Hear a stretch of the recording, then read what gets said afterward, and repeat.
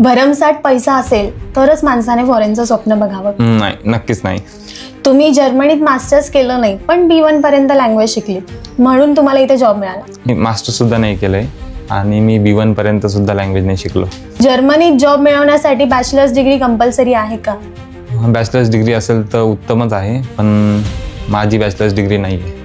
इंडियातला job experience जर्मनीमध्ये count होतो का? हो, इंडियातला एक्सपिरियन्स नक्कीच काउंट होतो, कारण की जर्मन कंपनीज एक्सपिरियन्सला फार जास्त महत्त्व देतात. इंडिया वर्सेस जर्मनी सॅलरी किती पटीने वाढली? 10 पटीने वाढली. जर्मनीत जॉब मिळवण्यासाठी तुम्ही किती इंटरव्ह्यूज दिले? पण नशिबाने मी पहिल्याच कंपनीत अप्लाय केलं होतं आणि त्यांच्या इथे मी साधारणतः 3 ते 4 इंटरव्ह्यू दिल्यानंतर मला जॉब ऑफर भेटली. ITI, डिप्लोमा आणि व्होकेशनल ट्रेनिंग करून सुद्धा जर्मनीत जॉब मिळवता येतो का? हो, कारण की माझं सुद्धा व्होकेशनल ट्रेनिंग आहे, तर व्होकेशनल ट्रेनिंगच्या बेसवर सुद्धा जर्मनीत जॉब भेटू शकतो.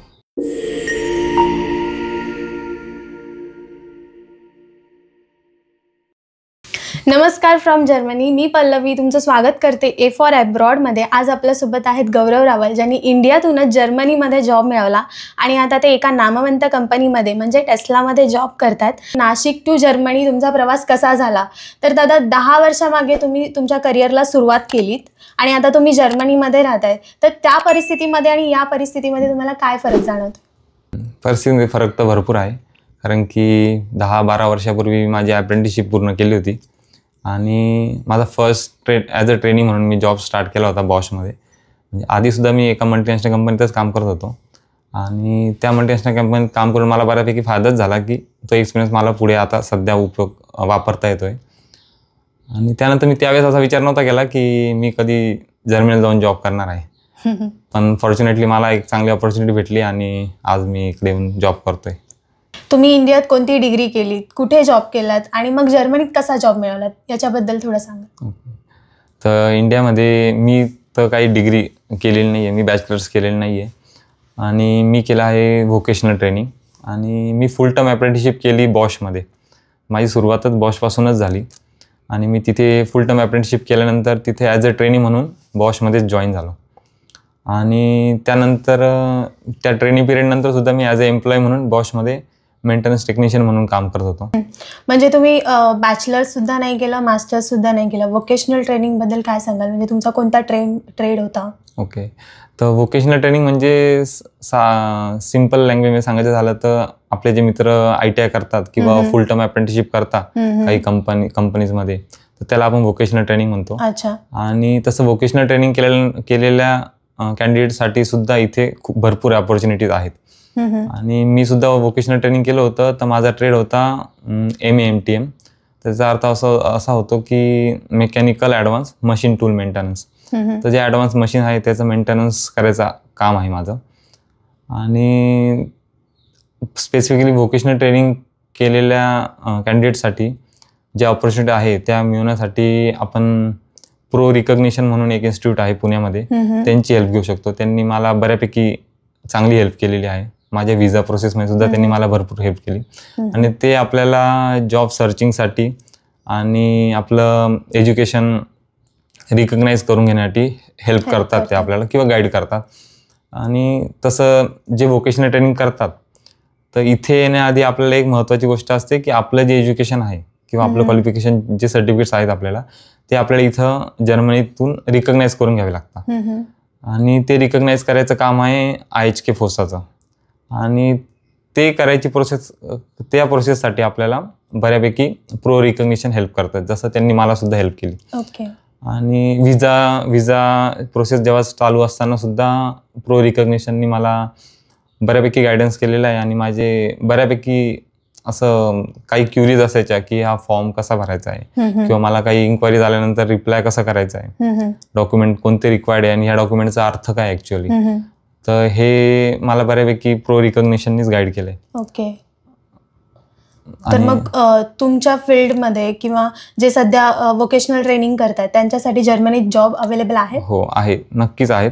फक्त ह्या प्रोसेस थ्रूच जावं लागतं की आपल्याला आपलं क्वालिफिकेशन आधी रिकग्नाइज करून घ्यावं लागतं आणि त्या बेसवरती आपल्याला जेव्हा रिकग्निशन सर्टिफिकेट भेटतं तर आपल्या रिकग्निशन सर्टिफिकेटवरती एक, जसं आपण तिथे जर का फॉर एक्झाम्पल कोणी ITI करत असताना कोणी टर्नर असतं, फिटर असतं किंवा मशिनिस्ट असतं, हे हे रेग्युलर ट्रेड्स आहेत. तर त्या ट्रेडशी रिलेटेड इकडे आपलं जेव्हा क्वालिफिकेशन रिकग्नाइज होतं तर आपल्याला एक इकडच्या ट्रेडचं नाव भेटतं की तुमचं ह्या ट्रेडसाठी रिकग्निशन झालेलं आहे.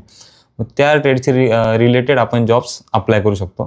आणि जॉब्स अप्लाय करायला जे प्लॅटफॉर्म आहेत, लिंक्डइनवरती करू शकतो किंवा स्टेपस्टोनवरती करू शकतो, इंडिडवरती आपण जॉब्स अप्लाय करू शकतो आणि भेटतात. जॉब भरपूर अवेलेबल आहेत. जर्मन गव्हर्नमेंट आणि माझ्या मते महाराष्ट्राचं गव्हर्नमेंट यांच्यामध्ये एक टायप सुद्धा आहे काहीतरी की त्यांना एक स्पेशली स्किल्ड वर्कर्स हवे आहेत त्यांच्या मॅन्युफॅक्चरिंग युनिट्समध्ये काम करण्यासाठी. तर त्याची सुद्धा माहिती आपण घेऊ शकतो. साधारणतः मेक इट इन जर्मनीवरती जर आपण त्या साईटवरती जाऊन जर का चेक केलं तर या बाबतीत बऱ्यापैकी माहिती अवेलेबल आहे की आपण जॉब कसे सर्च करावे आणि त्यावरती अवेलेबल जॉबची सुद्धा बऱ्यापैकी लिस्ट आहे ट्रेड वाईज की एखाद्याच्या प्रत्येकाच्या क्वालिफिकेशननुसार कसे जॉब्स अवेलेबल आहेत. तर तिथून सुद्धा आपल्याला गायडन्स बऱ्यापैकी भेटू शकतो. मग याच्यासाठी एलिजिबिलिटी क्रायटेरिया काय आहे की जर्मन लँग्वेज करावी लागते की कंपल्सरी नाही आहे? ओके, तसं खूप रेअरली काही कंपनीजमध्ये जर्मन लँग्वेज कंपल्सरी नसते. म्हणजे प्रत्येकाचं डिपेंड असतं कंपनी. पण जर का तुम्ही व्होकेशनल ट्रेनिंगच्या बेसवरती जे स्किल्ड वर्कर असतात त्यांना ऍक्च्युअली टीममध्ये काम करायचं असतं. ते इंडिव्हिज्युअल काम नाही करू शकत. शक्यतो त्यांचे टास्क असतात हे टीमवरचे टास्क असतात. मग जर का इथे काम करणारे जर्मन असू शकतात किंवा दुसऱ्या देशाचे असू शकतात कोवर्कर्स आणि आपल्याला त्यांच्याशी रोज डील करायचं आहे तर लँग्वेजची गरज तर आहे. मग बेटर आहे की आपण लँग्वेज शिकूनच येऊ तिकडनं. आणि तसं मी तर A1च शिकलो होतो जर्मन. पण नशिबाने मी अशा ठिकाणी काम करतो की तिथे सगळे इंग्लिश बोलतायत म्हणून मला कामाच्या ठिकाणी जर्मन लँग्वेजची गरज नाही पडते अजून. पण जर्मन लँग्वेज शिकणं फार गरजेचं आहे आणि माझा सुद्धा जर्मन लँग्वेज शिकायचा प्रवास अजून चालू आहे. आणि जर्मन लँग्वेज आपल्याकडे असेल तर आपल्याकडे भरपूर ऑपॉर्च्युनिटीज असतात आणि जास्त आपल्याला एक्सप्लोर करता येईल. उद्या जॉब स्विच जरी करायचं असेल तर आपल्याकडे ऑप्शन्स जास्त असतील. कारण की तुमचं एक्सपिरियन्स किंवा तुमचं एज्युकेशन त्याबरोबर जर का जर्मन लँग्वेज ते कन्सिडर करतात म्हणजे 1-2 कॅन्डिडेट असतील आणि दोघांचा एक्सपिरियन्स सेम असेल, एज्युकेशन सेम असेल, पण कोणाची जर्मन लँग्वेज चांगली आहे त्या बेसवरती त्याला प्रायोरिटी दिली जाते. जॉब मिळवण्यासाठी ऍप्लिकेशन सुरू केलं तेव्हा तुमचा एक्सपिरियन्स कसा होता? तुम्ही कोणत्या एलिजिबिलिटी क्रायटेरियाज मधून गो थ्रू झालात किंवा विजा प्रोसेससाठी किती वेळ लागला? जॉब शोधायला मी साधारणतः जानेवारी 23 मध्ये सुरुवात केली होती आणि मला जास्त काही आयडिया नव्हती.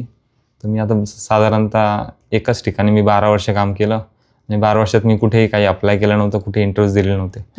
तर मला परत नव्याने पूर्ण सुरुवात करायची होती आणि मला परत इंटरव्ह्यूजचं प्रिपरेशन किंवा जॉब सर्चिंग माझं चालू झालेलं होतं. प्रेशर आलेलं होतं आणि मला माहित नव्हतं मी असं इकडे जर्मनीमध्ये माझी कधी जॉब सर्च करणार आहे. माझे मेंटर आहेत त्यांनी मला असंच एका दिवशी मेसेज केला की तुझी इच्छा आहे का, काय करते तू सध्या? नाही तर मी असं काम करतोय आणि तुझी इच्छा आहे का, तुला जर्मनीमध्ये तू जॉब का नाही शोधत आहे? मी त्यांना विचारलं की मला भेटेल का सर, जॉब भेटू शकतो मला? ते म्हणे का नाही भेटणार म्हणे, तुला जॉब भेटेल, थोडं तुला प्रिपरेशन करावं लागेल. मी त्यांना पहिला प्रश्न विचारला प्रिपरेशन काय करावं लागेल मला? ते मला बोलले की सर्वात पहिले लँग्वेज शिकावी लागेल. मी माझा लँग्वेज शिकवायचा प्रवास सुरू केला आणि लिंक्डइनवरती माझं प्रोफाईल सुद्धा नव्हतं. तर मी माझं प्रोफाईल तेव्हा क्रिएट केलं जानेवारी महिन्यात आणि स्क्रोल करता करता मला काही माझ्या जॉब ओपनिंग्स माझ्या रिलेटेड काही जॉब ओपनिंग दिसल्या. मग मी अप्लाय केलं. पण आहे असं जॉब ओपनिंग्स त्यावेळेस सुद्धा बऱ्याच होत्या. तर मी अप्लाय केल्यानंतर फॉर्च्युनेटली मला पहिल्याच ॲप्लिकेशनमधनं मला त्यांच्याकडनं पॉझिटिव्ह रिप्लाय आला आणि मी इंटरव्ह्यूज दिले त्यांचे. पण ह्या प्रोसेसमध्ये सुद्धा ज्यावेळेस आपण अप्लाय करतो तर आपलं CV किंवा रिझ्युमे आपल्याला प्रिपेअर हा जर्मन फॉर्मॅटनुसारच करावा लागतो आणि हे सुद्धा मला माहीत नव्हतं. माझे जे मेंटॉर आहेत त्यांनी माझा CV थोडा एडिट केला किंवा रिफाईन केला त्यांनी माझा CV त्या फॉर्मॅटनुसार आणि बाकी त्यांनी गायडन्स केला की जॉब कसा सर्च करायचा आहे, काय करायचं आहे आणि तिथून सुरू झाला प्रवास. आणि होतं आता काय सांगणार, माझी परिस्थिती अशी होती की माझ्याकडे 1 महिन्यानंतर जॉब ऑफर होती माझ्याकडे, पण माझ्याकडे पासपोर्टच नव्हता. म्हणजे एवढं अनपेक्षित होतं माझ्यासाठी की मला माहित नव्हतं की एवढं सडनली मला मला जॉब ऑफर भेटणार आहे. त्यानंतर मग मी पासपोर्ट काढला आणि त्यावेळेस सुद्धा अशी कंडिशन होती की समोरच्या कंपनीला कसं डील करायचं, की जॉब ऑफर आहे पण आपण त्यांना काय रिप्लाय करायचा, डॉक्युमेंट्स जेव्हा ते मागतायत. तर मग त्यावेळेस सुद्धा मला मेंटॉर जे होते माझे त्यांनीच गाईड केलं की आपण त्यांना कशी रिक्वेस्ट करायची आहे, कसा टाईम त्यांच्याकडनं घ्यायचा आहे. आणि झालं ते होपफुली किंवा नशिबाने सगळं काही पॉझिटिव्ह झालं आमच्या बाबतीत. मग ऑफर लेटर आल्यानंतर किती महिन्यात जॉईनिंग होतं तुमचं? तसं तर ऑफर लेटर आल्यानंतर त्यांनी 3 महिने सांगितले होते, 3 महिन्यात जॉईन करायचं होतं. पण तुमचा पासपोर्ट नव्हता, मग ती सगळी प्रोसेस कम्प्लीट करून ती सगळी प्रोसेस कम्प्लीट केली. त्यानंतर माझ्या मते ऍक्च्युली असं असतं की जेव्हा आपल्याला जॉब ऑफर भेटते त्यानंतर काही जणांना स्पॉन्सर्ड विजाचे जॉब भेटतात, काही लोकांना स्पॉन्सर्ड विजाचे जॉब नसतात. विजाची प्रोसेस आपल्याला करावी लागते. तर माझ्या केसमध्ये स्पॉन्सर्ड विजा जॉब होता. तर तरीसुद्धा मी माझे काही डॉक्युमेंट्स जे रिक्वायर्ड डॉक्युमेंट त्यांना पाठवल्यानंतर एका स्पेसिफिक ज्यांनी मला असिस्ट केलं विजा प्रोसेसमध्ये त्यांना पाठवले मी. आणि त्यांनी पुढची प्रोसेस केल्यानंतर एक प्री अप्रुव्हल म्हणून एक पद्धत असते इथे की तो एक स्पेसिफिक ज्या जॉबसाठी आपलं सिलेक्शन झालेलं आहे त्या जॉबसाठी ते चेक करता आणि गव्हर्नमेंटकडनं प्री अप्रुव्हल घेता की ही जे रिक्रुटमेंट होते ही नियमानुसार होते. आणि ते प्री अप्रुव्हलचं लेटर भेटल्यानंतर आपल्याला ॲक्च्युअली जर्मन एम्बेसीमध्ये किंवा VFSमध्ये जाऊन आपला विजा अप्लाय करायचा असतो. तर ते प्री अप्रुव्हल मला साधारणतः एप्रिलच्या आसपास भेटल्यानंतर मग मेमध्ये मला विजा ॲक्च्युअली भेटला होता माझा. मे एंडिंगपर्यंत मला माझा विजा भेटलेला होता. बस त्यानंतर मी 1 महिन्याने मी इकडे आलो होतो. अच्छा, म्हणजे तुमच्या लाईफमध्ये सगळ्याच गोष्टी अशा अचानक घडल्यात. तर फॅमिलीची रिॲक्शन कशी होती जेव्हा तुम्ही त्यांना इन्फॉर्म केलं की बाबा मी आता जाणार आहे जर्मनीत जॉब करण्यासाठी? तर त्यांनी कसा सपोर्ट केला तुम्हाला? ऍक्च्युली हे सगळं अचानक घडण्यामागे सुद्धा फॅमिलीचाच एक रोल असतो. आपले जे वेलविशर्स असतात, आपली एक फॅमिली असते किंवा मोठ्यांचे आशीर्वाद असतात, त्यामुळेच ह्या गोष्टी शक्य होतात. आणि माझ्या आयुष्यात सुद्धा माझ्या घरच्यांनी जे काही प्रयत्न केले त्यांच्या सपोर्टनेच ह्या गोष्टी शक्य झाल्या सर्व. मग आता तुम्ही इथे कोणत्या विजावर आहात? त्या विजाची कॅटेगरी काय आहे? ओके, तर काही एक स्पेशल जॉब कॅटेगरी आहे, ती आहे 19C. त्यामध्ये तुमच्या एक्सपिरियन्सच्या बेसवरती जिथे तुमचं education irrespective of your education तुम्हाला विजा प्रोव्हाइड केला जातो. मग तिथे तुम्हाला असं गृहीत धरलं जातं की तुम्ही एक स्पेशली स्किल्ड वर्कर आहात. मग ते प्रूव्ह झाल्यानंतर तुम्हाला 19C कॅटेगरी विजा कॅटेगरी तुम्हाला भेटते. मी 19C विजा कॅटेगरीवर जर्मनीत आलेलो आहे. मग इंडियातला जॉब कल्चर आणि जर्मनीतला जॉब कल्चर यामध्ये काय फरक आहे? फरक तसं बघायला गेलं तर भरपूर फरक आहे. कारण की आपण तिथे काम करत असताना आपल्याला सांगितलं ते काम आपण करत राहतो आणि जास्त एक्सपेक्टेशन पण नसतं आपल्याकडनं. पण इथे थोडं वेगळं आहे की तिथे म्हणजे माझं माइंडसेट असं होतं की मी आता बॉशमध्ये जॉईन झालो आहे तर मला इथेच रिटायर व्हायचं आहे असं एक साधारणतः माझं माइंडसेट होतं. पण तसं काही शक्य नाही झालं. आणि इथं आल्यानंतर मला ॲक्च्युली कळालं की काम कसं करतात लोक. तर मेन म्हणजे इथे आपण एक गोष्ट शिकली आहे आणि त्या शिकलेल्या नॉलेजवरती आपल्याला आयुष्यभर काम करायचं असं काही नाही आहे इथे. ती तुम्हाला कंटिन्यू नवीन नवीन गोष्टी शिकत राहाव्या लागतात आणि त्या तुमच्या कामात आपल्याला त्या इम्प्लिमेंट कराव्या लागतात. आणि एक गोष्ट आहे इथं चांगली की तुम्हाला तुमचा एम्प्लॉयर बऱ्यापैकी तुमचा इंटरेस्ट बघून बऱ्यापैकी आपल्याला ते ट्रेनिंग्स प्रोव्हाइड करतात की ज्या ट्रेनिंग घेऊन आपण आपलं नॉलेज अपग्रेड करून ते आपण आपल्या कामात वापरू शकतो. आणि दुसरं बघितलं गेलं तर इथे असं आहे की आपण काम करत असताना दर 6 महिन्याने आपलं एक परफॉर्मन्स रिव्ह्यू होतो की त्या परफॉर्मन्स रिव्ह्यूला आपली काय लेवल आहे आता कामाची किंवा आपण त्यांचे एक्सपेक्टेशन फुलफिल करतोय का नाही करतोय ते आपल्याला कळवतात. आणि आपलं एक्सपेक्टेशन काय आहेत एम्प्लॉयरकडनं किंवा आपल्या मॅनेजरकडून तर ते आपल्याला सांगायची एक तिथे स्वातंत्र्य असतं की आपण आपलं एक्सपेक्टेशन सांगू शकतो त्यांना की मला ह्या गोष्टी हव्यात किंवा फायनान्शियली असो किंवा ट्रेनिंगच्या बाबतीत असो की मला हे ट्रेनिंग्स हवेत. तर ते आपल्याला तसं त्याच्यावर डिस्कशन करून आपल्याला त्या गोष्टी प्रोव्हाइड करतात. या गोष्टी मला इथं बऱ्यापैकी आवडल्यात. आता तुमचे कोवर्कर्स आहेत त्यांच्यासोबत तुम्हाला कोणत्या भाषेत बोलावं लागतं? German, English? नशिबाने माझ्यासोबत ती एक गोष्ट चांगली आहे की मी जर्मनीमध्ये येऊन सुद्धा मी अशा ठिकाणी काम करतो की जिथे इंग्लिशमध्ये कामाच्या ठिकाणी इंग्लिशवरती माझं काम भागतंय. पण तसं ॲक्च्युली नसायला पाहिजे की मी लँग्वेज शिकायला पाहिजे आणि माझा लँग्वेज शिकायचा प्रवास अजूनही सुरू आहे. मी काय तो बंद नाही केलेला आहे, पण मी लँग्वेज शिकतोय थोडी थोडी का होईना. थेरॉटिकल नॉलेजपेक्षा प्रॅक्टिकल नॉलेजचं जास्त इथे. हो, माझ्या मते माझा जो आतापर्यंत एक्सपिरियन्स आहे तर मला आतापर्यंत कोणीही कंपनीमध्ये विचारलं नाही की तुझं एज्युकेशन काय आहे. फक्त ते विचारता की तुम्ही काम कसं करता आणि तुम्हाला कोणतं काम येतं. स्किल्सला इम्पॉर्टन्स. तुमचं स्किल काय आहे त्यालाच ते महत्त्व देतात. जर एखाद्याला एक्सपिरियन्स नसेल, जसं की तुम्हाला इंडियामध्ये एक्सपिरियन्स होता आणि त्याच्यानंतर तुम्ही इथे अप्लाय केला, जर एखाद्या माणसाला एक्सपिरियन्स नसेल तर तो अप्लाय करू शकतो काय? अप्लाय तर सगळेच करू शकतात, पण म्हणजे आत्तापर्यंत माझे काही मित्र सुद्धा इथे काम करतायत. माझ्या आधी सुद्धा काही मित्र आलेत किंवा माझ्या नंतर सुद्धा काही मित्र आलेत. पण ही जी कॅटेगरी आहे व्होकेशनल ट्रेनिंगची, त्याच्यात स्पेसिफिकली आपण एक तर आपल्याकडे एक्सपिरियन्स चांगला पाहिजेच. त्या एक्सपिरियन्सच्या बेसवरती आपल्याला इझी आहे जॉब हंटिंग आपली खूप इझी आहे. आणि ठीक आहे, विदाऊट एक्सपिरियन्स आपण जॉब क्रॅक जरी झाला तरी सुद्धा इथं आल्यानंतर एम्प्लॉयरचे एक्सपेक्टेशन असतील का तुम्ही काम ते आपल्याला खूप स्पून फिडिंग नाही करणार आहेत, तर ते आपल्याकडनं म्हणजे खूप नाही पण 6 महिने 2 महिन्यात आपल्याकडनं ते रिझल्ट्स त्यांना एक्सपेक्टेड राहतील. आणि जर का आपण ते डिलिव्हर नाही करू शकलो तर मग आपल्यासाठीच प्रॉब्लेम क्रिएट होतात. त्यापेक्षा आपल्याकडे एक्सपिरियन्स चांगला असेल इंडियातला, चांगलं असं काही नाही की मल्टीनॅशनल कंपनीतला एक्सपिरियन्स पाहिजे.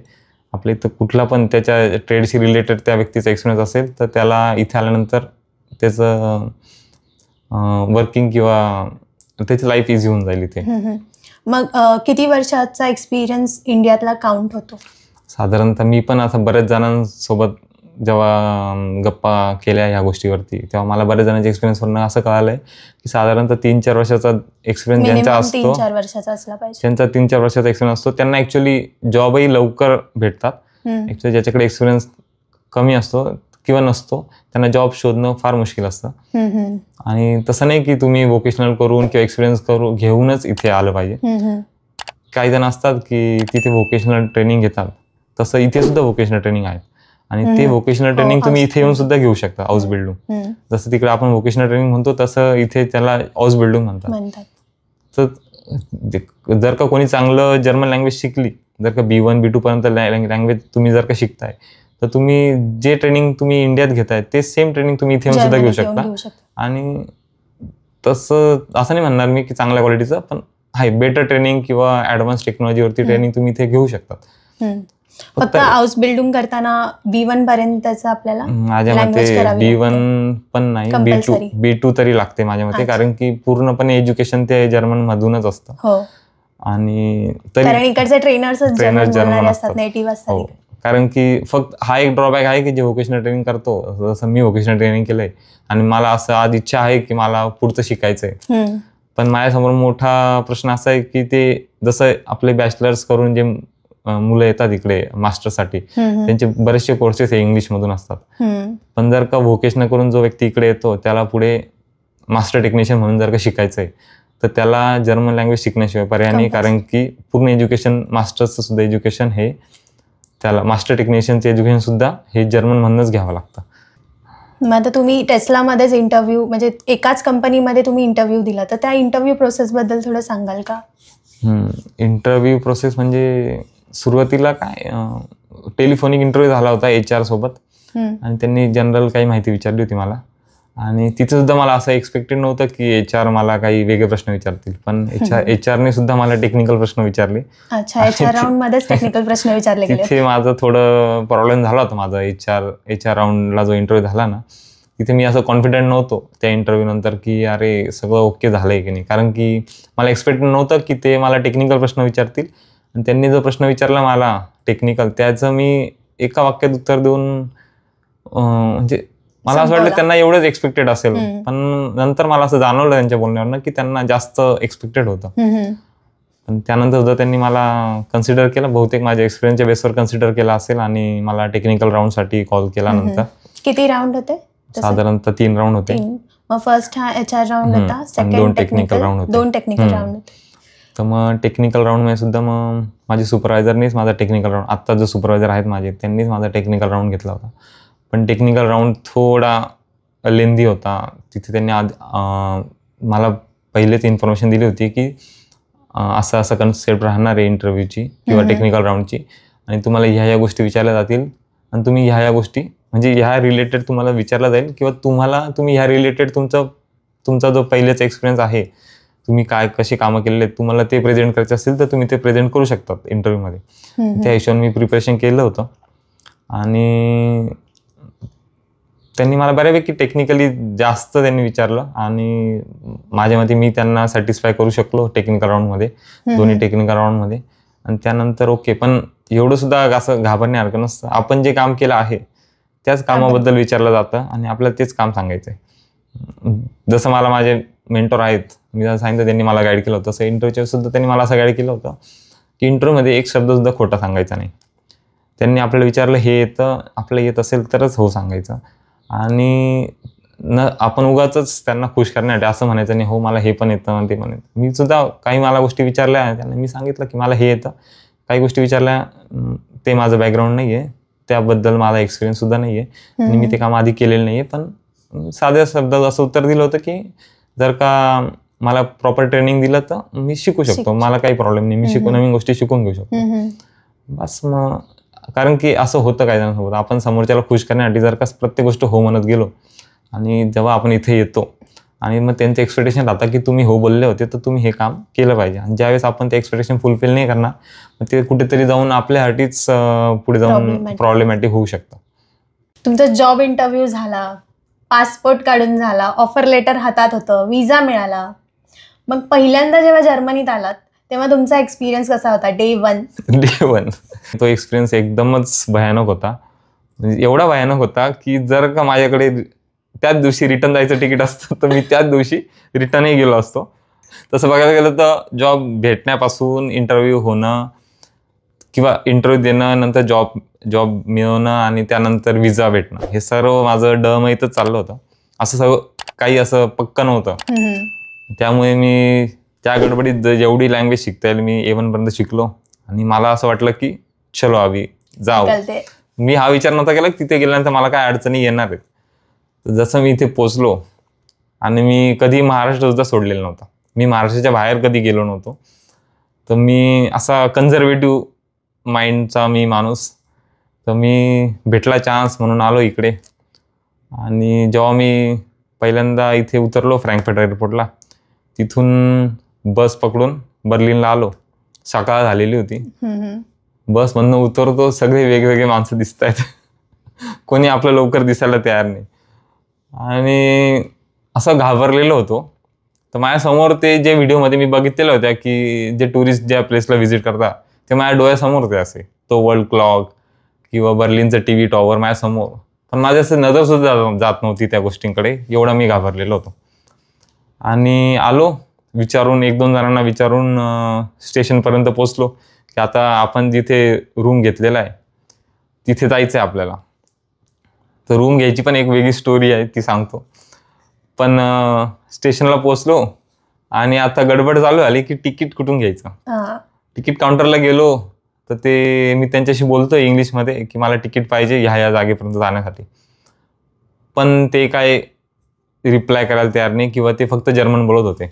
आणि त्यांच्या जागेवरती बरोबर होते की त्यांना नाही येत इंग्लिश, तर मग ते जर्मन बोलतील. आणि खरं तर आपणच प्रिपेअर होऊन आलो पाहिजे. तर त्या दिवशी मला जाणवलं, त्या मिनिटाला मला जाणवलं की मी मोठी चूक केलेली आहे की मी पूर्ण जर्मन न शिकता इथे आलो. आणि त्या परिस्थितीत सुद्धा मला खूप वेळ वाट पाहिल्यानंतर एक चांगले 2 इंडियन मुलं होते, बहुतेक ते इथले स्टुडंट्सच असतील, ते मला फक्त पहिल्याच दिवशी भेटले. त्यानंतर माझी त्या गडबडीत मी त्यांचा कधी नंबर घ्यायचा विसरलो, त्यांनी मला खूप मदत पण केली. त्यांनी मला एस-बानचं तिकीट काढून, मला हे सुद्धा कळत नव्हतं की एस-बान वेगळी, U-बान वेगळी आणि ट्राम वेगळी, हे सुद्धा मला तोपर्यंत आयडिया नव्हती. मी पूर्णपणे अनप्रिपेअर्डच होतो या गोष्टीसाठी.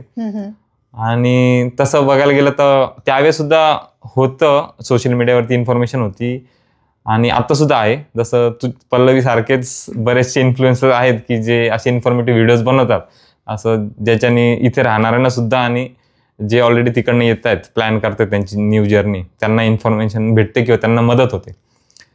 तर असे मी काही व्हिडिओज बघितले होते, थोडी इन्फॉर्मेशन घेतली होती, पण मला तरी सुद्धा माझ्याकडे पूर्ण इन्फॉर्मेशन नव्हती. आणि तिकीट त्यांनी मला काढून दिलं. 2 भले मुलं होते, त्यांनी मला S-Bahn मध्ये बसवून दिलं आणि त्यांनी मला सांगितलं की इथून पुढच्या दुसऱ्या स्टॉपवर तुला उतरायचंय. म्हटलं ओके. आणि तिथून मी गुगल मॅप लावून मग मी माझा रूमची जिथं मला चावी घ्यायची होती तिथून मी कीज कलेक्ट केल्या.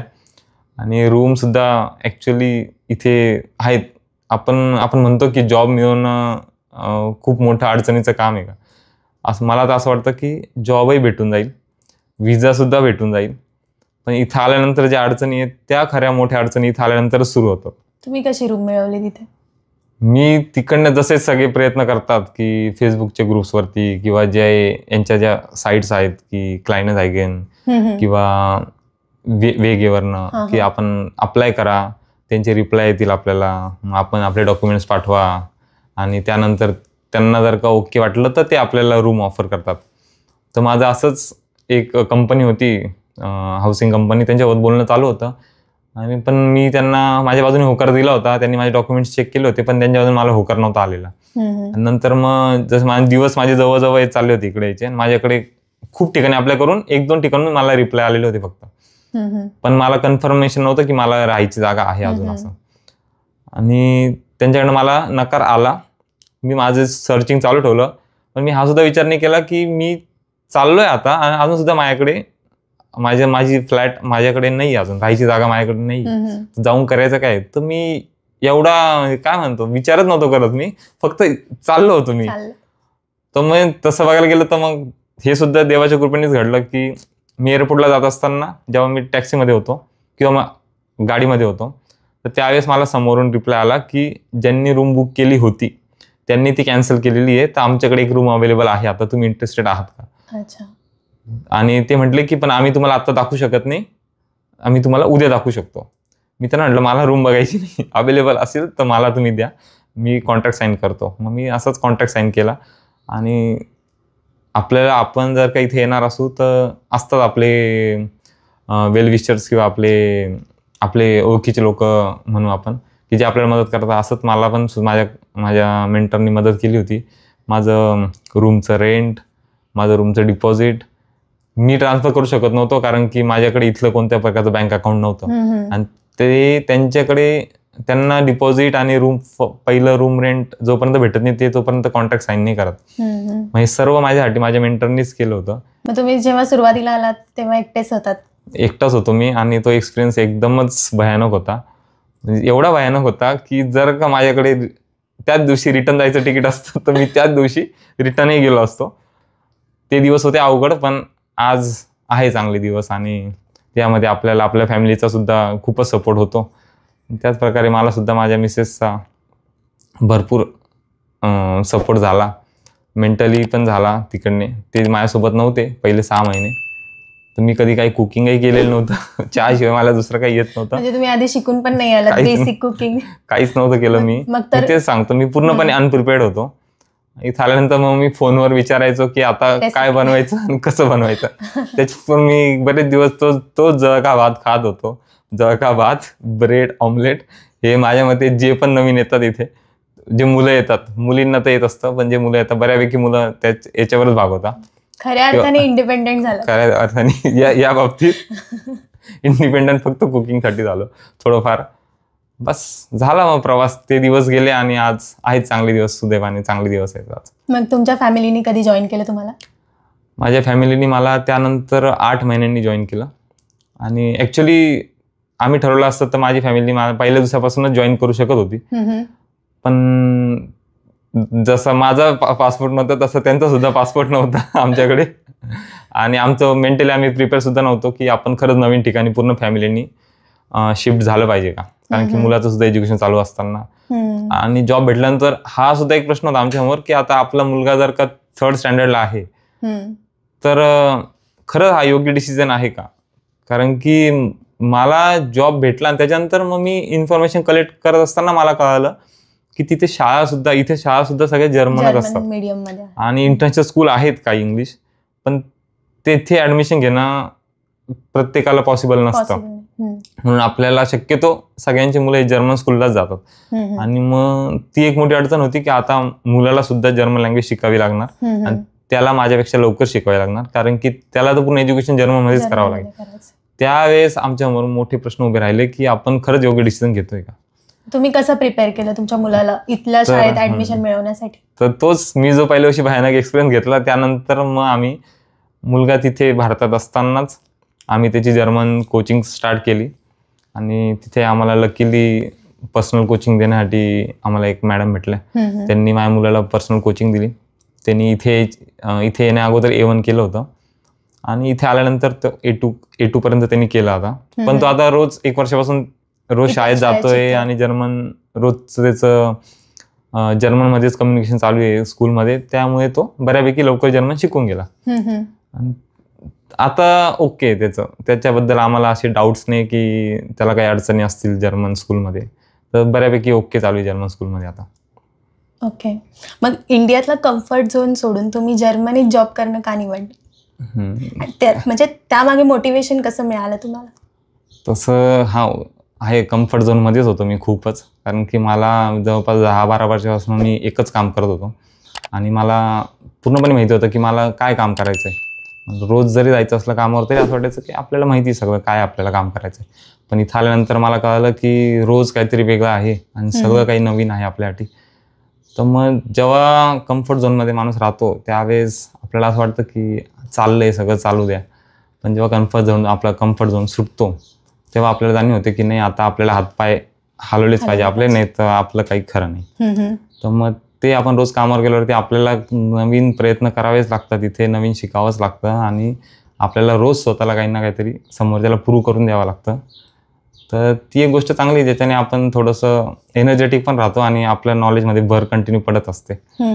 आणि त्यानंतर सुद्धा मोटिवेट राहण्यासाठी म्हणजे एक राहतं माणूस कुठेतरी होप सोडून देतो. असं वाटतं की नाही यार, खूप त्रास होते, आता बाद झालं, जावं परत.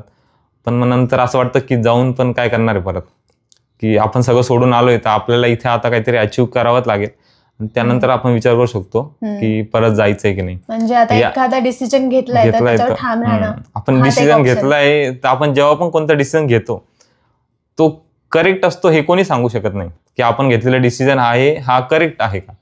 हे आपल्याला फ्युचरमध्ये जाऊनच करणार आहे की आपला डिसिजन करेक्ट होता का रॉंग होता.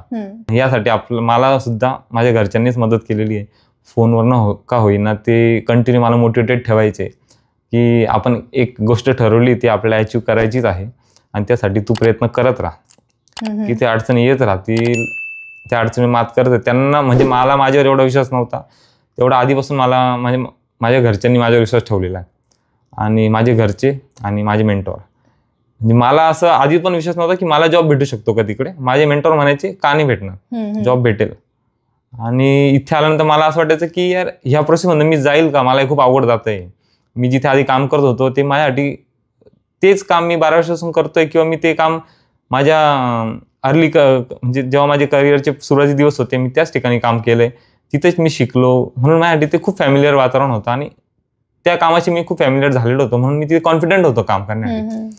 पण इथं आल्यानंतर मला कळायला लागलं की तेवढ्या याच्यावरती नाही भागणार आहे. इथे खूपच जास्त चॅलेंजेस आहेत आणि कामाच्या बाबतीत बघायला गेलं तर इथे टेक्नॉलॉजी खूप पुढे गेलेली आहे. त्यासाठी आपल्याला एक लेवल अप जावं लागणार आहे. आणि त्यासोबत काम करत असताना घरी जाऊन आपलं स्वतःचं सुद्धा सगळं बघणं हे मॅनेज करताना खरंच त्रास होत होता.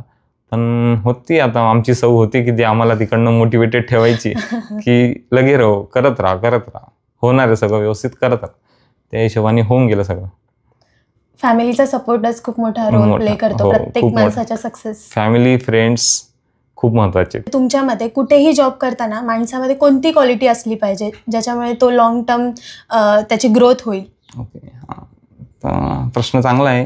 तुम्हाला याच्यावरनं माझ्या सरांनी एक गोष्ट शिकवली होती. तुम्हाला सरांनी ज्यावेळेस मी बॉशमध्ये काम करत होतो त्यावेळेस त्यांनी मला सांगितलं होतं की जर का तुला कंपनी 100 रुपये पगार देते तर तू 110 रुपयाचं काम केलं पाहिजे. तर त्याच्यातनं तुला सुद्धा जास्तीत जास्त शिकायला भेटेल आणि कधी तुझ्या कामावरून तुझ्या पोझिशनला कधी पण धक्का लागणार नाही. हे त्यांनी मला शिकवलं होतं आणि मी ते तेव्हापासून आत्तापर्यंत पाहतो की आपलं जेवढी जबाबदारी आहे त्यापेक्षा आपण थोडं जास्तच काम केलं पाहिजे, किंवा नाही जास्त जरी केलं तरी आहे ते काम आपण चांगल्या क्वालिटीचं करून दिलं पाहिजे, ज्या आपल्या कामावरती सगळ्यांचा विश्वास असला पाहिजे. हे एक मी तत्त्व पाळून चालतो. नक्कीच याचा फायदा सगळ्यांनाच होईल. मग कुछ पाने के लिए कुछ खोना पड़ता है मोमेंट इन योर लाइफ? कुछ पाने के लिए कुछ नहीं, बहुत कुछ खोना पडता है. तर तसं बघायला गेलं तर ठीक आहे, लांबून दिसतं असं की आपण जर्मनीत आहोत आणि सगळं हॅपनिंग आहे इथे सर्व काही, पण तसं नाही आहे. जे इथे जर्मनीत राहतात त्यांना सर्वांना माहिती आहे की ते त्यांच्या फॅमिलीला किती मिस करतात, किंवा आपल्या होम प्लेसला आपण किती मिस करतो, आपल्या होम कंट्रीला किती मिस करतो. जे फ्रीडम आपल्याला तिकडे आहे, जे फ्रीडम म्हणजे आपल्याला ज्या गोष्टी करायच्या आहेत, जे फ्रीडम इझिली मिळतात, किंवा आपण फ्रीली कुठे पण जाऊ शकतो, आपण सडन प्लॅन्स करू शकतो, किंवा आपल्याला आपल्या फॅमिली व्हिजिट आपण करू शकतो कधी पण, आणि ते फॅमिली फंक्शन असतात ते अटेंड होतात. पण इथे आल्यानंतर आपण सर्वात जास्त तेच मिस करतो, फॅमिली फंक्शन मिस करतो, आपले फेस्टिवल्स मिस करतो. ती एक मोठी अडचण असते, पण ती सुद्धा अडचण आमच्यासाठी थोडी छोटी होऊन गेली, कारण की आम्ही ज्या ठिकाणी राहतो त्या ठिकाणी आम्ही आहोत मराठी, तर आम्हाला 4 मराठी कुटुंब भेटून गेले, तर आम्ही एका फॅमिलीसारखेच राहतो. आणि मग छोटे का होईना आम्ही आपले सर्व फेस्टिवल इथे आपण छोट्या प्रमाणात एकत्र येऊन आम्ही सेलिब्रेट करतो. एकमेकाच्या घरी जाणं असो किंवा एकमेकाला भेटणं असो. तर पहिले 6 महिने नव्हतं मला कोणी असं की ज्याच्याशी आम्ही बोलू शकतो आपल्या भाषेत, पण नंतर मग इथे आपला एक ग्रुप तयार झाला, एक फॅमिली तयार झाली की ज्यांच्याशी आपण मराठीत कम्युनिकेट करू शकतो, किंवा आपल्याला आपले माणसं आहेत असं एक कंडिशन झाली. आणि आहेत आपली इथे भरपूर लोक आहेत, तर प्रत्येक दोन जो इथं येतो त्याच्या आसपास राहणारा त्याला कोण ना कोणतरी भेटूनच जातं इंडियन. ती एक गोष्ट चांगली आहे आपल्यासाठी. बऱ्याच गप्पा झाल्यात आपल्या, तर शेवटचे 2 वाक्यात तुम्ही आपल्या ऑडियन्सला काय सांगाल? तर मी एवढं सांगू इच्छितो की जर का माझ्यासारखा अनप्रिपेर्ड इथे येण्यासाठी, मी पूर्णपणे अनप्रिपेर्ड असताना जर का मी इथं सुरुवातीच्या अडचणीवर मात करून सर्व्हाइव्ह करून टिकू शकतो, तर तुम्ही सुद्धा वेल प्रिपेर्ड होऊन नक्कीच इथे येऊ शकता. तर माझी इच्छा असेल की आपल्यासारख्या बऱ्याच मराठी मित्रांनी इथे यावं आणि स्वतःचं फ्युचर चांगलं करून घ्यावं. माझ्या पण भरपूर शुभेच्छा सर्वांना. थँक्यू दादा, तुम्ही एवढा वेळ दिलात, तुमचा एक्सपिरियन्स शेअर केलात, आणि त्याच्यामुळे नक्कीच कोणाला तरी फायदा होणारच आहे. दादांनी ज्या इन्फॉर्मेशन शेअर केल्या आहेत त्याचे सोर्सेस लिंक मी डिस्क्रिप्शनमध्ये मेन्शन करते. आणि तुम्हाला आणखीन कोणत्या टॉपिकवर व्हिडिओ हवा असेल तर नक्कीच कमेंट करा, आणि कोणत्याही प्रकारचा डाऊट असू दे आम्हाला रीच आउट करा, कमेंटमध्ये तुमचे प्रश्न विचारा, आम्ही ते सॉल्व्ह करण्याचा नक्कीच प्रयत्न करू. थँक्यू. आणि हो, आपल्या चॅनलला सबस्क्राईब करायला विसरू नका.